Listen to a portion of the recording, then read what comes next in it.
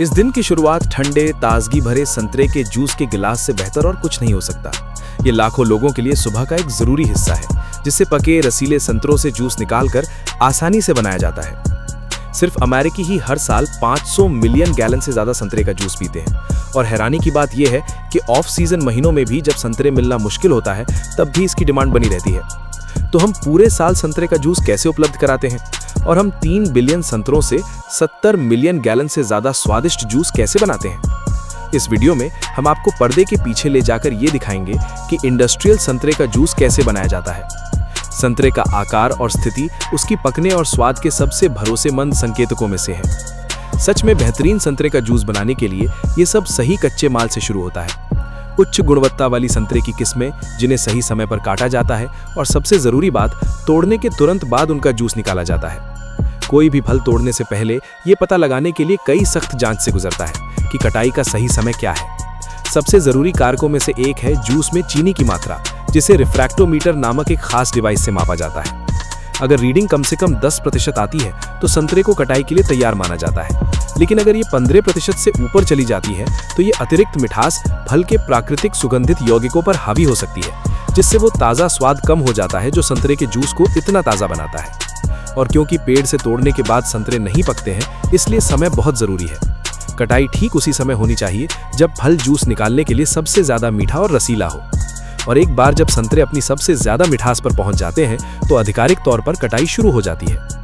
मजदूरों को छाती पर पहनने के लिए एक खास तोड़ने वाला बैग दिया जाता है। इसे कंगारू की थैली की तरह समझें, लेकिन ये बहुत टिकाऊ सिंथेटिक चमड़े से बना होता है, जिसमें कंधे पर पैडेड पट्टियां होती हैं ताकि तनाव कम हो और वे घंटों तक काम कर सके। बैग के नीचे एक चालाक जिप रिलीज सिस्टम होता है, जिससे बैग भरने पर उसे कलेक्शन डिब्बे में जल्दी से खाली किया जा सकता है। हर संतरे को सावधानी से हाथ से तोड़ा जाता है और उसकी नाजुक त्वचा पर खरोंच न लगे, इसलिए उसे धीरे से बैग में रखा जाता है। औसतन हर मजदूर एक बार में लगभग 55 पाउंड संतरे ले जाता है, यानी एक बार में लगभग 40 संतरे। जब बैग भर जाता है तो वे फल को पेड़ों की कतारों के बीच रखे बड़े प्लास्टिक के डिब्बों में डालने के लिए नीचे की जिपर खींचते हैं। जब डिब्बे भर जाते हैं तो एक ट्रैक्टर आता है और उन्हें हुक करके एक ट्रक पर लाद देता है, जो प्रोसेसिंग के अगले स्टेज के लिए तैयार होता है। हालांकि कटाई के पीक सीजन में जब लाखों संतरे एक साथ पकते हैं तो हाथ से तोड़ना मुमकिन नहीं होता। अगर फल समय पर इकट्ठा नहीं किया जाता है तो जूस की क्वालिटी पर बुरा असर पड़ सकता है।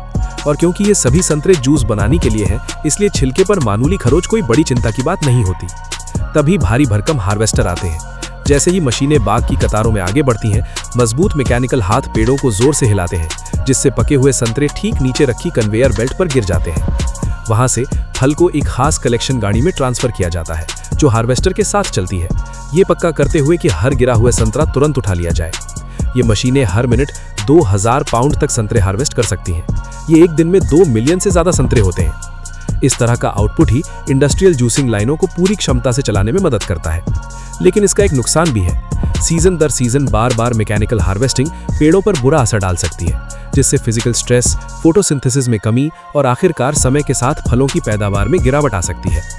जब कटाई पूरी हो जाती है तो संतरों से भरी ट्रैक्टर गाड़ियां गोंडोला नाम के खास ट्रेलरों की ओर अपनी यात्रा शुरू करती हैं, जिन्हें फलों को लेने के लिए बागों के चारों ओर स्ट्रेटेजिकली रखा जाता है। एक एक करके गाड़ियां अपना माल इंतजार कर रहे गोंडोला में डाल देती हैं, और ये प्रक्रिया तब तक दोहराई जाती है जब तक हर ट्रेलर पूरी तरह से भर नहीं जाता। एक बार भर जाने पर सेमी ट्रक गोंडोला को प्रोसेसिंग प्लांट तक ले जाते हैं, और कुछ भी बर्बाद नहीं होता। जूस निकालने के बाद बचे हुए छिलकों का इस्तेमाल एसेंशियल ऑयल निकालने के लिए किया जाता है। सेंट्रीफ्यूगल फोर्स का इस्तेमाल करके प्लांट बाहरी छिलके से शुद्ध सुगंधित तेल अलग करता है, जो संतरे की खुशबू का असली निचोड़ है।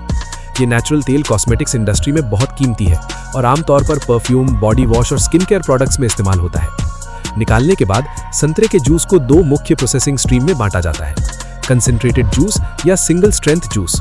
संतरे के जूस कॉन्सेंट्रेट के लिए लिक्विड को एक इवापोरेटर से गुजारा जाता है, जहां लगभग 80% पानी की मात्रा हटा दी जाती है, जिससे एक धाढ़ा स्वादिष्ट कॉन्सेंट्रेट बचता है।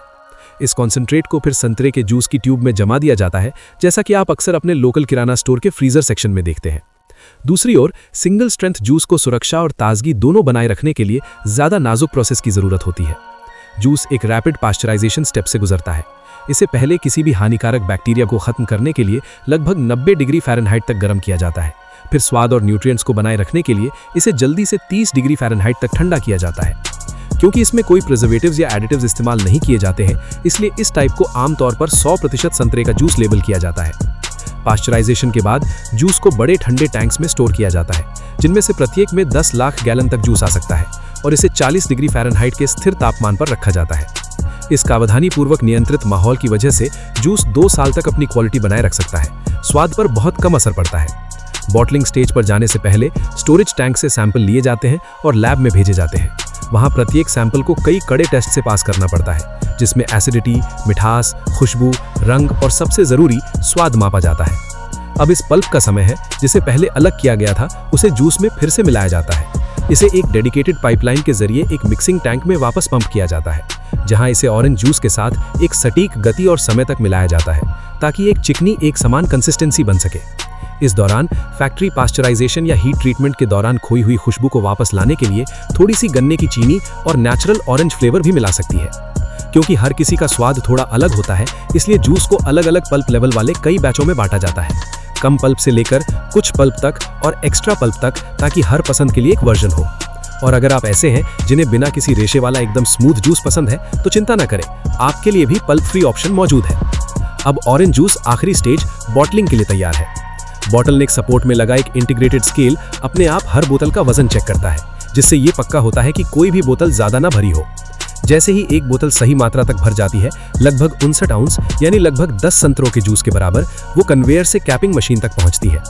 ये मशीन बिजली की तेज से काम करती है, पलक झपकने से पहले ही हर बोतल को कस के सील कर देती है।